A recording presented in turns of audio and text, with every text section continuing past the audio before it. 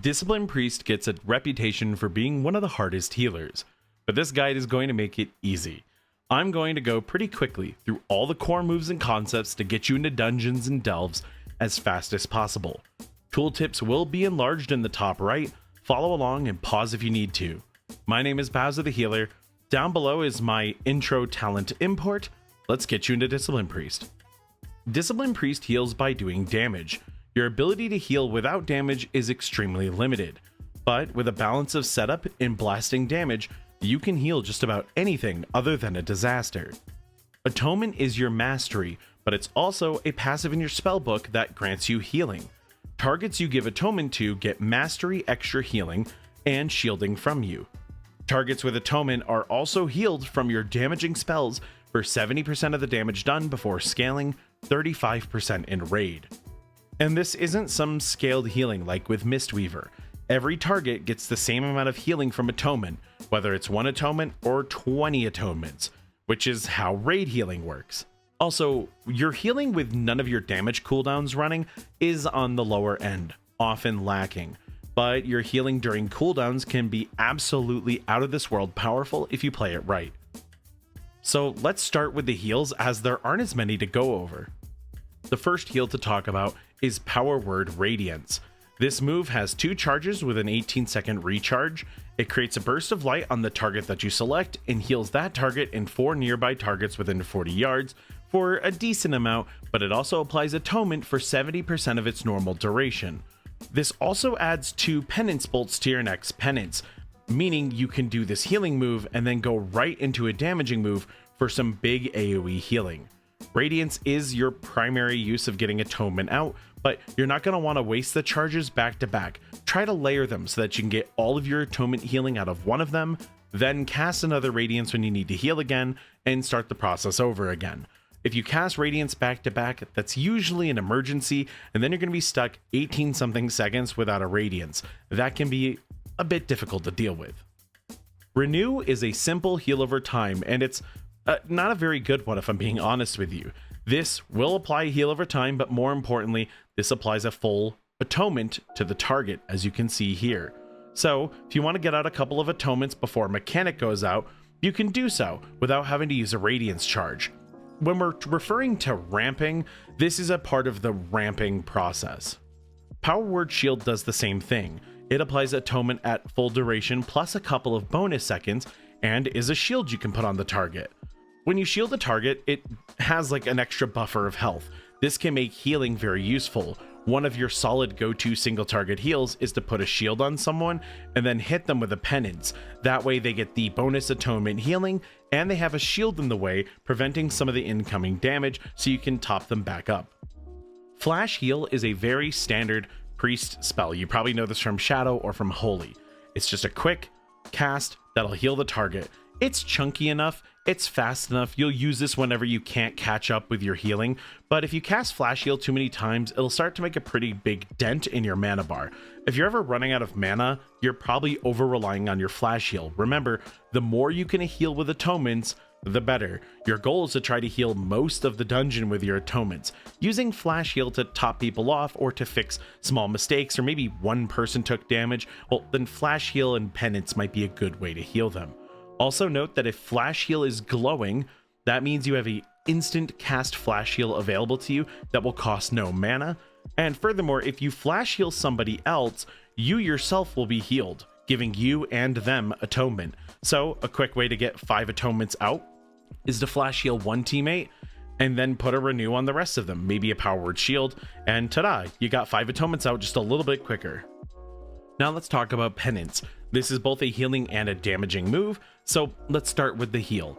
When you cast Penance, it's going to fire multiple bolts over its duration to heal the target, and you can move while casting, but note that this move does not apply atonement. Also note that if you see multiple Penance bolts coming out, that's part of my hero talent with Oracle, and I'll talk all about that in a little bit. So again, while Penance doesn't apply atonement, something like a Power Word Shield into a Penance is a great way to get that bonus healing from atonement and the strong single target healing of Penance. But a lot of the time you're going to use this for damage. Hitting a Radiance will add 2 bolts to your Penance, allowing you to immediately do some large damage and healing, by casting it on an enemy. This is your bread and butter, by the way. Radiance into Penance is your go-to heal, and you're going to be using it a lot. But we haven't even started talking about damage moves. Let's talk about things that modify Penance first. Our first damage and technically healing cooldown is Mindbender. Mindbender is going to be a 30-second cooldown that makes a little shadow octopus come out and slap the target for you. You get a little bit of mana back too when it does this. However, for those 12 seconds, you're going to be in Shadow Covenant. This is going to transform some of your moves into their shadowy variants, Penance being the important one. It'll turn into Dark Reprimand. When you're in Shadow Covenant, you do more shadow damage, you do more healing, you're absolutely juiced. It's just a very, very good cooldown. Now, it's up pretty often at 30 seconds, and your Shadow Word Death and Penance will extend the duration of your Shadow Covenant and tell your Shadow Octopus to go teleport behind the enemies and do a little AoE attack. Using Mindbender and then a Radiance cast and then a Penance is a great way to do a ton of damage and healing. But we're not done there. While you can get multiple Dark Reprimands or Penances out during a Shadow Covenant window, there's one other move that will modify it: Mind Blast. Mind Blast is a roughly 20-something to 18-second cooldown that does a decent chunk of damage, but it has two main benefits. One is that it puts 10% bonus damage on the target, making whatever you do to them hit 10% harder, which does convert into more healing, but it also gives you Power of the Dark Side, making your next Penance deal 30% more damage or healing. Power of the Dark Side, whether it's Dark Reprimand or Penance, makes your Penance significantly stronger. Using Mind Blast to power up a Penance will do a significant more amount of healing than you would normally. So if you want a little bread and butter to practice right now, hit your Mindbender, hit Mind Blast, then press Radiance, then hit Penance or Dark Reprimand. When you're in between moves, you can use Smite, which is a basic filler spell of yours that does holy damage and not a whole lot of healing, but it's a great move to use while you're waiting for your next Penance or Dark Reprimand to be available. Shadow Word Pain is a shadow spell that puts a basic damage over time on the opponent. It's not that significant, and while there are talents to make it stronger, the beginner build I gave you all doesn't really use them. When Shadow Word Pain is on a target, hitting a Penance will actually spread out a few Shadow Word Pains, which can make it do a little bit more damage, but again, it's not a whole lot. Don't over prioritize this. Use it whenever there's an opening and it's run out of its duration. Note that your ticks of Shadow Word Pain have a chance of giving you a Power of the Dark Side, while your Mind Blast will always give you a Power of the Dark Side. Shadow Word Death is an execute move. When you use it at not execute points, it just does a little bit of shadow damage. Also note that it does hit you as well, but it doesn't hit very hard, as you might have noticed. Shadow Word Death, however, when a target's below 20% health, will do 150% increased damage, and you can use it back to back. Use Shadow Word Death when you're more comfortable in the class as an execute to kind of get a little bit more bonus healing. When you're in Shadow Covenant, it'll hit pretty decently hard and allow you to do some significant healing when at the end of someone's life bar. Very, very helpful, but of course, if this seems a little intimidating, don't worry about it until you're better. Again, it also will increase the duration of your Shadow Covenant if you find the opening to press the button. So one more time before we talk about hero specs and cooldowns. My recommendation, if you ever want to use your cooldowns, is to use your Mindbender, then your Mind Blast, then your Radiance. Now you're ready to heal. Hit your Dark Reprimand and go crazy. Do as much damage as you like. If you have a free moment, try to put a Shadow Word Death in there for a little bit of extra AoE damage and healing after you use a Penance, and some potential Power of the Dark Side procs. Other than that, press Smite until you're ready to hit another Penance. Now, also feel free to disconnect your Mind Blast and your Mindbender if you need to split your healing. Sometimes you might find that you need to heal through multiple events, and you might find that you could say, use your Mindbender, hit a Radiance, use your Dark Reprimands to heal, and then a little bit later, right, you might find that you need a little bit more healing. So you can then use the Mind Blast and another Radiance to kind of achieve that goal. This is going to be very useful on Voidweaver, but there's no way to do this incorrectly. It's all about how much healing do you need to do. But also, when there isn't a lot of healing to do, it's good to use Mindbender specifically for damage. Don't worry about always healing. Sometimes it's good to just do some more damage while there's nothing left to do. But if you can do some healing, Mindbender is going to let you do a lot more, as well as using your Mind Blast. But There's two very distinct styles of Discipline Priest with the hero talents. And yes, both are totally viable for this season 2 that I'm talking about them. So let's get into it. We're going to start with Voidweaver, as it is genuinely a little bit easier to understand. And if you're an absolute beginner, I think you're going to like it more. Oracle's a little more complicated, but it has some interesting tricks up its sleeve. So listen to both and see which one is right for you. Voidweaver might look complicated. It has a new move, it has this weird entropic rift, but I promise you, it's actually the simpler of the two talents. So, first things first, your Mindbender has turned into Void Wrath. Don't worry, it's still a 30-second cooldown, it still puts you in Shadow Covenant. The only difference is that this little half-elemental shadowy dude will shoot laser beams for you instead. Void Wrath is better than Mindbender, but only a little bit. You don't have to worry too much about what this little dude's up to. The big change is your Mind Blast. Your Mind Blast now sends out an entropic rift. Penance will make the rift bigger. Void Blast, which has replaced your smite, will extend the duration of the rift up to a certain amount. You want to try to get 2 penances in, and then the rift will explode at the end of its timer, doing damage evenly split among all enemies there. Now, that's a lot of damage, which also means it's a lot of healing. What makes this so good is that all of that does go through your atonement. So here's the secret sauce. Hit your Mind Blast, then hit Radiance. This ensures a few things. This is going to ensure that you always have an atonement running, or rather a Radiance, alongside your Mind Blast, but also the rift will explode right before the atonement runs out. You might have missed it right there. I'll try to run it back in slow motion here, but yeah, that means you'll always get the healing from your rift onto your atoned targets. This is a godsend because having your Radiance charge and your Mind Blast tethered together makes tracking your healing and your movements super easy. I'm telling you, I wasn't doing this for the first half of season 1 whenever I was playing Discipline Priest, and now that I'm playing it full time, that trick really saved my life, and shout outs to my homie Winslow for teaching me that trick. Now, you can combine this with your Void Wrath for a ton of damage and healing, so here's what that looks like. I would Shadow Word Pain, Void Wrath, Mind Blast, Powered Radiance, Dark Reprimand, and then hit your Void Blast to keep the rift going.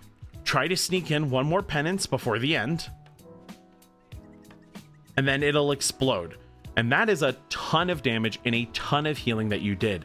And note that your Mind Blast and your Radiance charge are just about back, and so is your Void Wrath. This is your bread and butter, and you can do it forever. However, I got one more trick up my sleeve. What if instead you start with a Mind Blast, a Radiance, and then a Penance? Do the same thing here, but don't use your Void Wrath. The reason you'd want to do this is to extend your healing over a long period of time. Look, I'm going to hit Void Wrath now, and then I'm going to cast Radiance and keep the heals rolling. It's less healing than in one instance, but it's also an extended period of healing, which sometimes you really need as Discipline Priest. And of course, my Mind Blast came up in the middle of that, so I could even extend this one further. And then after this Mind Blast window, I'm going to have Void Wrath back, and I can continue the process. While you can't perfectly do this forever, you can do this for a really long period of time. That will really help out your healing when the going gets rough. Now, it's time to talk about Oracle, but note that this one is a little more advanced. If you want to keep things simple, head to the next section where I talk about cooldowns. Now, the main benefits to Oracle are Premonition and this lovely talent right here, Twin Sight. This is the one that's firing additional penance bolts. So again, if I pick an ally, it'll throw some at the enemy, and if I pick the enemy, it'll throw some at allies. This essentially means that your AoE healing from damage will also include one little smart heal, and if you're trying to single target heal someone, you'll get just a little bit of AoE healing. It's a nice bonus. But the big one's Premonition. This is a new button that you get with a 45-second recharge rate with a maximum of 2 charges. Note when you start a dungeon, it'll always reset to the top of this list. It's going to go Premonition of Insight, Premonition of Piety, Premonition of Solace, and then Clairvoyance. I'm going to link a weak aura down below that I have right here that'll help you track them in case you're new to this and you want to know a bit more about what you can do. This really did help me learn it a lot quicker, but for beginners, here's the fast version, if you will. You don't have to worry about Premonition of Insight, and you don't have to worry about Premonition of Solace. So just get them on cooldown and try to get to Piety or to Clairvoyance. Clairvoyance is all 3 buffs at the same time, and Piety is increases your healing done by 20% and causes 70% of overhealing on a player to be redistributed to up to 4 nearby allies for 15 seconds. This is an incredible buff, and so you can use this sort of as a 1.5 minute healing button. You get your Premonition of Piety, get through Solace, and then you have Clairvoyance, which includes Piety. So you can rotate these back to back as healing cooldowns, and it'll make your life easier. But let's get into the advanced stuff, because I want to teach you all the quadruple penance. This is going to make your Premonition of Insight, Piety, and Clairvoyance all healing cooldowns, with Premonition of Solace being the one utility premonition. The short version is when you're on Premonition of Solace, try to find some value on it, but your real goal is to get the charge for your Clairvoyance. So if you're about to hit 2 charges, get through your Solace and just have your Premonition of Clairvoyance ready to go. Premonition of Insight reduces the cooldown of your next 3 spells casted by 7 seconds. This means that your penance will be off cooldown immediately. This allows you to do a pretty silly setup where you can penance multiple times. The trick is to hit Premonition of Insight right before you cast penance, but note, this will work on any move with a cooldown. This means that if you have to dispel, your dispel will get the cooldown. This means if you have to hit Mindbender or Radiance and you've just hit Premonition of Insight before you were supposed to, it's going to come off the wrong move. But it's okay if you mess this one up. But when you get it right, it's a ton of healing. So here's what it would look like. I'm going to use Mindbender. I'm going to use my Mind Blast. I'm going to Radiance, Premonition of Insight, Dark Reprimand, Dark Reprimand, Dark Reprimand, Dark Reprimand. And that's a lot of healing. Like, that is a ton of healing for not a lot of work. And what's fantastic about that is now that we're done firing all these penance bolts out, Premonition of Piety is our next premonition. This means that we just did a ton of healing, and if we need to do even more healing, that's available to us as well. I want to note that, remember, penance can be canceled mid-cast, right? You can just do so by pressing another spell. So try to make sure you let your entire penance rip. If you've ever played Evoker, it doesn't work like Disintegrate. I don't want you to waste any spell casts here. So try to make sure the move fully finishes. I played a ton today with these talents, and I played with them on the PTR, and it's an incredibly fun way to play. That being said, Voidweaver is easier, so if you're trying to learn, I really think Voidweaver is the way to go. But Oracle is extremely cool as well, so don't feel like you can't play it. Give it a try. Now let's go through our cooldowns really quick. I'm not going to go over all of them, I'm going to go over some of the most important. First of all, you have one crowd control button, Psychic Scream. This build is going to give it to you on a 30-second cooldown, and you have to be in melee to really use this one, but it's an AoE fear, which is a great way to stop multiple spell casts whenever you need it. Just remember that Psychic Scream doesn't work on undead targets. In case you're ever confused why it doesn't work in certain dungeons, that's usually why. Pain Suppression is a huge damage reduction move that takes 40 to 50% off the attacks. It's a 40 to 50% damage reduction. It's external too, so you don't even need to put this on you. You can put this on anyone. This is why it's one of the best moves in the game. Now, I say 40 to 50 because Oracle actually gets it all the way to 50%, but even at 40%, it's one of the best defensives. However, at a 3-minute recharge, you need to really pick and choose where you use this, but this can save the tank, this can save you. It's such a versatile DR, so use it whenever you need it, but just note when you use a charge that realistically you're not getting another one for 3 minutes, so that last charge is pretty important. Evangelism has been reworked, so if you've played Disc before and are catching back up on it, this is going to be new to you. This is a 1.5 minute cooldown that extends all atonements on allies by 6 seconds and heals those targets for 4.3 million, split evenly among them. While in Raid, this is a little lackluster, other than extending atonement duration, which is awesome. For dungeons, the healing is actually a pretty big deal, because you can use this to kind of clutch out a heal and keep the heals rolling when something bad happens. But that being said, Evangelism is a 1.5 minute cooldown that requires atonements to be out. So you can't just send this one with no atonements running, it's not going to really do anything. So make sure you get your atonements out before you use this. Powered Barrier's another 3 minute, and this one puts a damage reduction field of 20% on the ground for 10 seconds. This is a really powerful move. In fact, I'd argue it's one of the best externals in the entire game.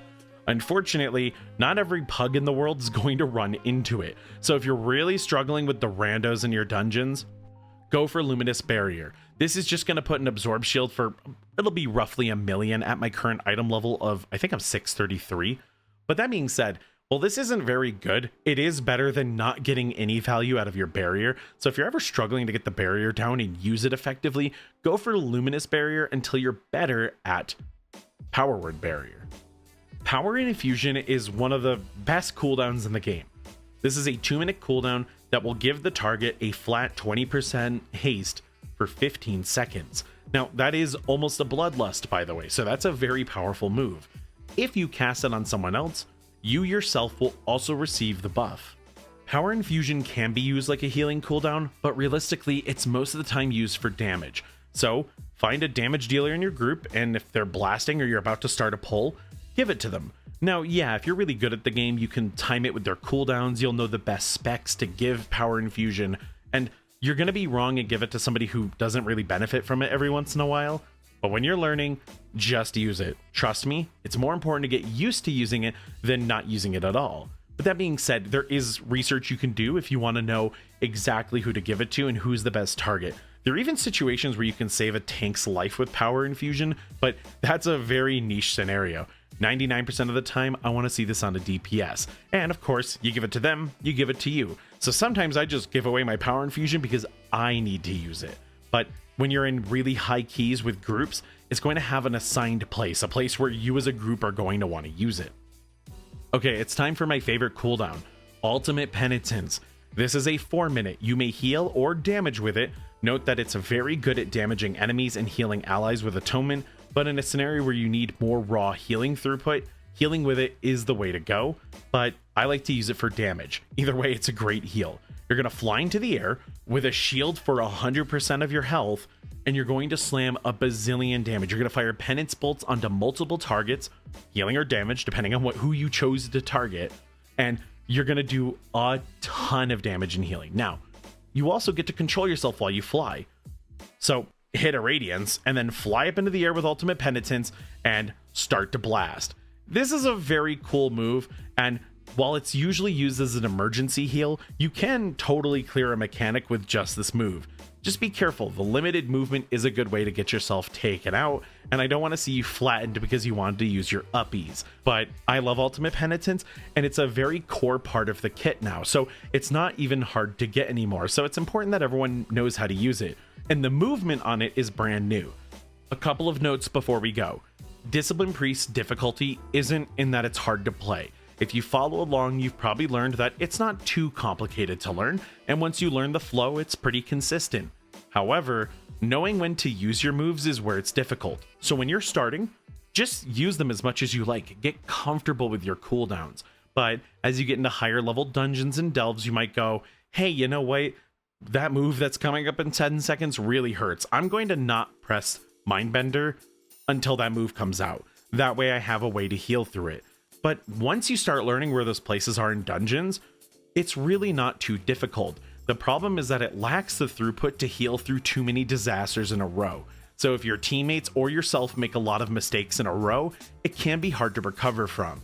But it's also so consistent with its flow that you'll find out where you can and can't have wiggle room, and you'll be able to navigate it just fine. And while it is difficult, this is probably the best season for pugging as Discipline Priest ever. Now, I'm not sure about Legion and Battle for Azeroth eras, but in the time period I've been playing, this might be the best time to pug as Disc. It is top tier in a lot of groups and a lot of seasons, because in a coordinated group, it does everything you need in Power Infusion. But in pugs, it does lack some of the tools that other healers have to more easily keep the run going. But that's the part where I leave it with you. Study the kit, there's more tips and tricks here. I didn't even go over your defensives like Desperate Prayer, Fade. Did you know Flash Heal is a defensive on you? Oh yeah, there's a lot of cool parts to Disc and Priest in general, so do your reading and learn more. If you want more advanced guides and deeper dives, check out AutomaticJak. He's one of my absolute favorite YouTubers when it comes to healing. And furthermore, you might end up moving away from my beginner build. Don't worry about it. That build was entirely to get your foot in the door. If you want to make any modifications or do something differently, by all means, have fun with it. But that's going to do it for this one. I hope this little beginner's guide helped. Thank you all so much for watching. If you have any questions, hit me up in the comment section or even just stop by my stream on Twitch. I'd love to chat about it. Take care, friends. I'll see you all soon.